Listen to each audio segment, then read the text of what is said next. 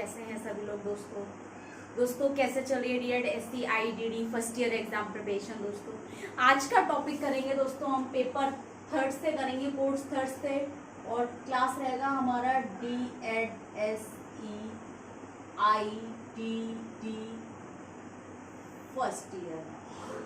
ठीक है, कोर्स 3 से रहेगा, यूनिट रहेगा हमारा 1.2 assessment for diagnosis and certification, यानी कि निदान और प्रमाणीकरण के लिए आकलन।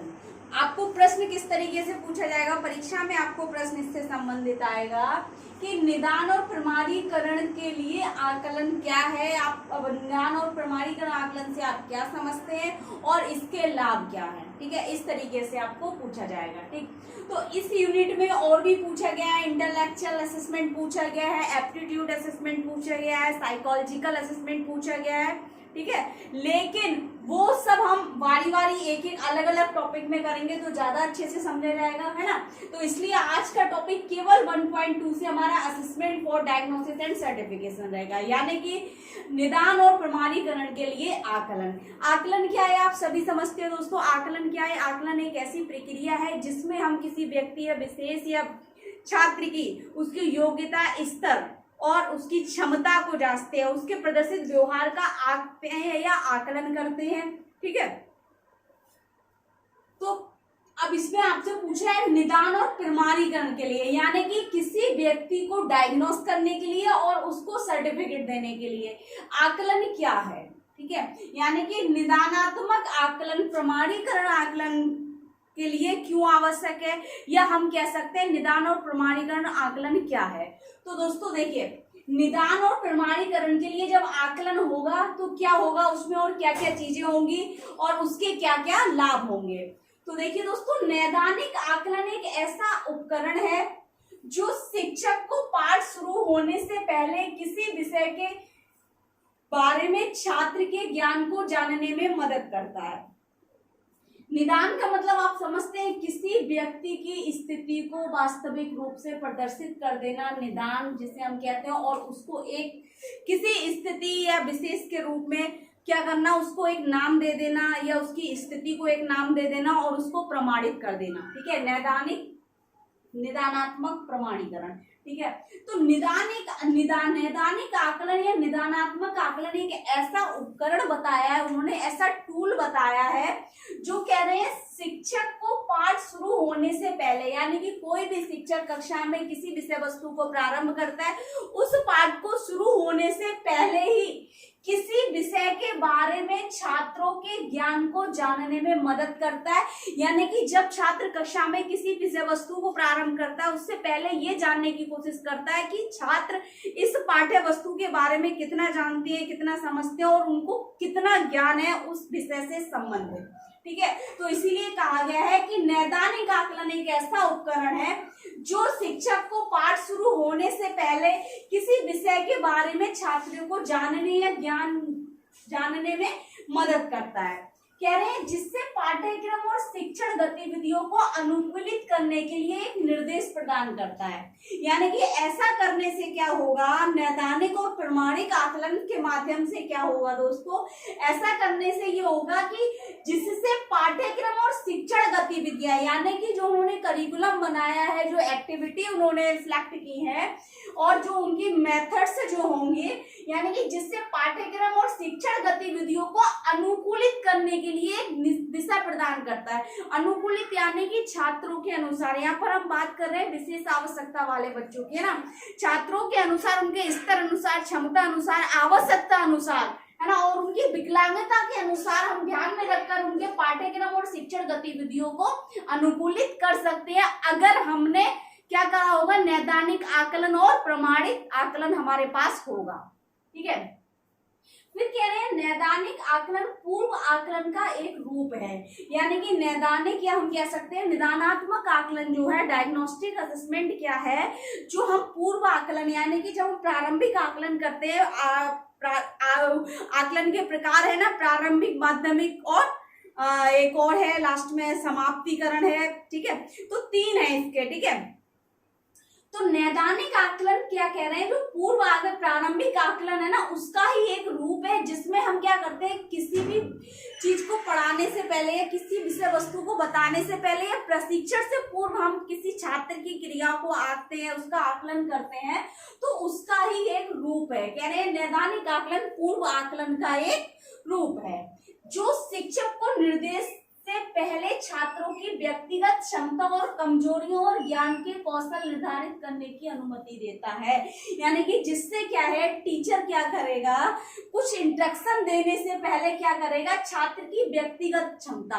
अब छात्र की व्यक्तिगत क्षमता कौन कौन सी आ गई, उसका ज्ञान हो गया, ठीक है, उसकी सोच समझ हो गई, एक तरीके से हम कह सकते हैं संज्ञानात्मक कौशल हो गया, उसका सामाजिक कौशल हो गया, शैक्षणिक कौशल हो गया, ठीक है, और उसकी वर्तमान स्तर उसमें आ जाएगा, उसकी योग्यताएं उसमें आ जाएंगी, उसकी रुचि अभिरुचि उसमें आ जाएगी, उसकी अधिगम शैली आ जाएगी। यानी कि किसी छात्र को व्यक्तिगत रूप से समझना या उसकी क्षमताओं को समझना और उसकी क्या क्या कमजोरियों को समझने, उसको ज्ञान और कौशल निर्धारित करने की अनुमति देता है। कौन, नैदानिक और प्रमाणिक आकलन, ठीक है। फिर कह रहे हैं इसका मुख्य उपयोग, कह रहे हैं इसका मुख्य उपयोग मुख्य रूप से छात्रों को निदानात्मक रूप से प्रमाणित करने के लिए किया जाता है। यानी कि डायग्नोस्टिक असेसमेंट जो है, कह रहे हैं इसका मुख्य रूप से उपयोग क्या करते हैं, छात्र को डायग्नोस करने के लिए या प्रभावीकृत करने, प्रमाणी होगा, ये प्रभावी नहीं है दोस्तों, प्रमाणी, ठीक है ना, गलत लिखा है यहाँ पर, प्रमाणीकृत, प्रमाणीकृत, ठीक है, सर्टिफिकेशन करने के लिए। यानी कि किसी बच्चे को, मान लीजिए कोई बच्चा डिसेबल्ड है, ठीक है, चाहे वो हियरिंग इम्पेयर्ड है, विजुअल इम्पेयर्ड है, इंटेलेक्चुअल डिसेबल्ड है, तो सबसे पहले जब बच्चा आएगा किसी साइकियाट्रिस्ट के पास जाएगा तो सबसे पहले उसका असेसमेंट करेगा। असेसमेंट करने के बाद उसको डायग्नोस करेगा कि इंटेलेक्चुअल डिसेबल्ड तो है, लेकिन कौन सा टाइप्स है उसको, ठीक है, माइल्ड, मॉडरेट, रिटार्डेशन है, या फिर उसको कस्टोडियल की कंडीशन में रखा जा रहा है या टीएमआर की कंडीशन में रखा जा रहा है। तो एक डायग्नोस, उसको निदान कर दिया जाएगा पूर्ण रूप से, और उसको एक प्रमाणित कर दिया जाएगा कि इस व्यक्ति के साथ ये विकलांगता है।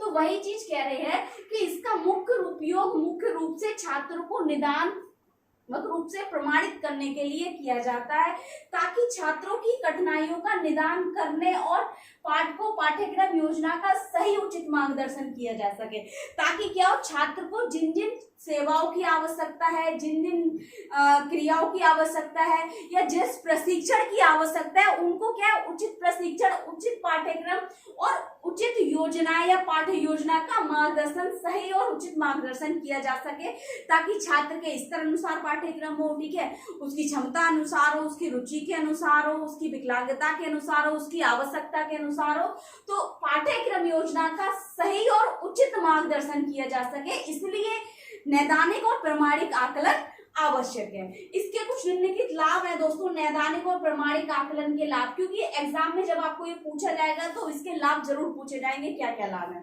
कह रहे हैं नैदानिक और प्रमाणीकरण आकलन से शिक्षक और छात्र दोनों को लाभ होता है। कैसे?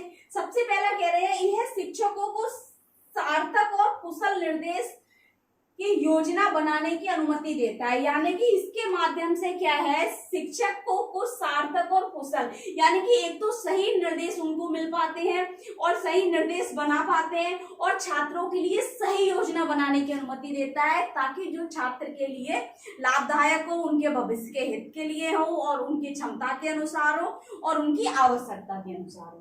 दूसरा कह रहे हैं यह शिक्षक की मदद करता है कि छात्र कैसे सीखते हैं, क्या सीखते हैं, एवं उनकी रुचि और प्रेरणा को जानने का अवसर मिलता है। यानी कि अगर कोई टीचर अगर उसका निदानात्मक आकलन करेगा, प्रमाणीकरण आकलन करेगा, तो वह क्या जानेगा बच्चे के बारे में, उसकी मदद करता है बच्चे को व्यक्तिगत रूप से जानने की। जैसे यहाँ पर उन्होंने कहा था कि व्यक्तिगत क्षमता उसको जानने की, ठीक है, तो उसमें छात्र कैसे सीखते हैं, यानी कि अगर वो आकलन करेगा तो उस समय ये देखेगा छात्र किस तरीके से सीख रहा है, कैसे सीख रहा है, क्योंकि हर व्यक्ति, हर छात्र अपने आप में इंडिविजुअल डिफरेंसेस रखता है, व्यक्तिगत भिन्नता रखता है, तो हर व्यक्ति की अधिगम शैलियां अलग अलग होती हैं। तो ये जब वो डायग्नोस करेगा या असेसमेंट करेगा उसका, तब वो देखेगा छात्र कैसे सीख रहा है, क्या सीख रहा है, और उसकी रुचि किस गतिविधि के साथ है, कौन सी विधियों से जल्दी सीख रहा है, मोटिवेशन किस चीज से हो रहा है, इस चीज को जानने का अवसर प्रदान करता है।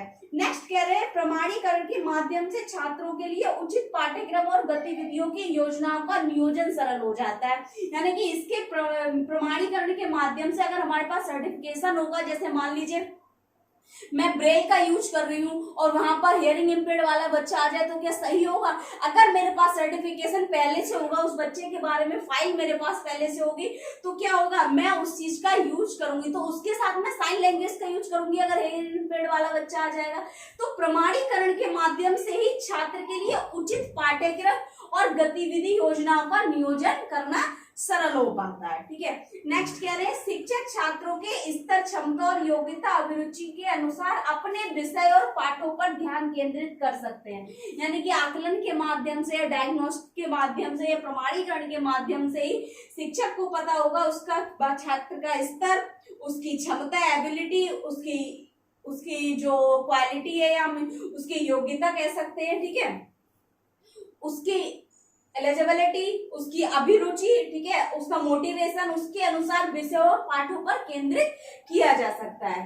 फिर कह रहे हैं ये निर्देश को व्यक्तिगत करने के लिए जानकारी प्रदान करता है। यानी कि इसके माध्यम से व्यक्तिगत यानी कि इंडिविजुअली हम किसी बच्चे को जान सकते हैं। ठीक है, कह रहे हैं व्यक्तिगत करने के लिए जानकारी प्रदान करता है। कौन? नैदानिक और प्रमाणीकरण आकलन। फिर कह रहे हैं इसके माध्यम से ऐसी गतिविधियों को डिजाइन किया जा सकता है जो उसे समूह को स्वतंत्र या छोटे समूह अध्ययन के माध्यम से उस विषय के मानक पाठ्यक्रम से परे और अनुमति देता हो, परे जाने की। यानी कि ऐसी गतिविधियों को डिजाइन किया जा सकता है अगर हम प्रमाणीकरण आकलन के माध्यम से करेंगे तो जो पाठ्यक्रम चल रहा है तो उसके परे का मतलब है कि उससे आगे जाने तक की अनुमति प्रदान करता है अगर हमारे पास बच्चे का निदान और प्रमाणीकरण आकलन तो समझ रहे हैं। तो इसलिए आवश्यक है और ये इसके निम्नलिखित लाभ थे। तो 5 नंबर के लिए very very most important topic रहेगा आपके एग्जाम के लिए। और बाकी इस यूनिट के जो 2 या 3 टॉपिक है, इंटेलेक्चुअल असेसमेंट रह गया आपका, ठीक है, एप्टीट्यूड असेसमेंट रह गया, इसमें साइकोलॉजिकल असेसमेंट रह गया, वो भी सारे हर टॉपिक अलग अलग कराया जाएगा। बाकी कुछ समझ नहीं आ रहा है, कुछ डाउट लग रहा है, कुछ पूछना है आपको, तो कमेंट बॉक्स में जाके कमेंट करें। ज्यादा से ज्यादा वीडियो लाइक करें, चैनल को सब्सक्राइब करें, बेल आइकन को प्रेस कर दें ताकि नेक्स्ट आने वाली क्लास आप तक पहुंचती रहे दोस्तों। Thank you so much.